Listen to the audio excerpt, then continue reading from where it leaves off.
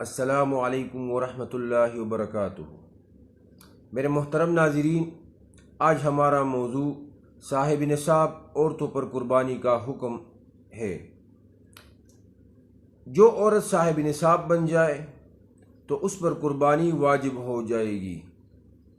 اب اس عورت کو قربانی اپنے پیسوں سے کرنا چاہیے، اور اگر اس کے پاس پیسے موجود نہ ہو، نقد رقم نہ ہو، تو اس کو چاہیے کہ وہ زیورات یا کوئی اور چیز فروخت کر کے اس پر قربانی کرے، یا شوہر اپنی بیوی کی اجازت اور اس کو مطلع کر کے اس کی طرف سے قربانی کرے۔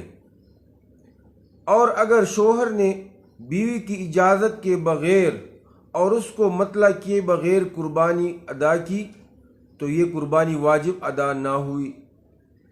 ہاں، اگر ایک جگہ یہی رواج ہو کہ شوہر اپنی بیوی کی طرف سے اور باپ اپنے بالغ اولاد کی طرف سے قربانی کرتا ہے، اور عورت اور بالغ اولاد کو بھی پتہ ہے کہ باپ ہماری طرف سے قربانی کرتا بھی ہے، تو اس جگہ پر بغیر اجازت کے بھی قربانی واجب ادا ہو جائے گی۔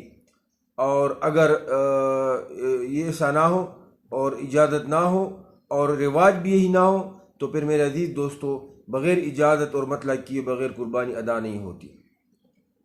تو میرے عزیز دوستو، صاحب نصاب عورت جو بھی ہو اس پر قربانی وہ واجب ہوتی ہے، اور اس کو قربانی کرنا ہوگی، یہ اس پر لازم ہے۔ اگر وہ خود ادا کر سکتی ہے اپنے پیسوں سے یا زیورات فروخت کر کے، یا شوہر اس کی طرف سے اس کی اجازت پر اس کی طرف سے قربانی کرے تو اس کا قربانی واجب ادا ہو جائے گی۔ اللہ جل جلالہ ہمیں اس پر عمل کرنے کی توفیق عطا فرمائے۔